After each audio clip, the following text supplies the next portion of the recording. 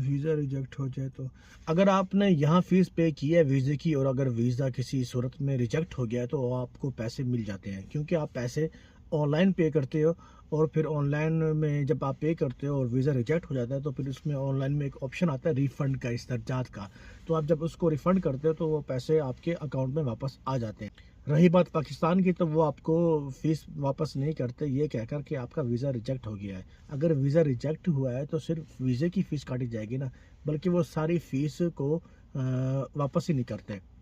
तो आप कोशिश करें कि अगर आप दोबारा सऊदी आ रहे हैं तो कोशिश करें कि इंश्योर कर लें कि कहीं आप पर केस या कोई फ़ाइन बाकी तो नहीं है। क्योंकि बहुत सारे लोग ये सोचकर तो यहाँ से गए हैं कि हम नए वीज़े पर आ जाएँगे, लेकिन वो जैसे ही एयरपोर्ट पर आए हैं तो उन पर केस था या किसी पर कोई बकाया फ़ाइन थे। तो इस सूरत में यहाँ से क्लीन चिट होके जाएँ ताकि नए वीज़े पे आने के लिए आपको कोई मुश्किल का सामना ना करना पड़े। मास्सलाम।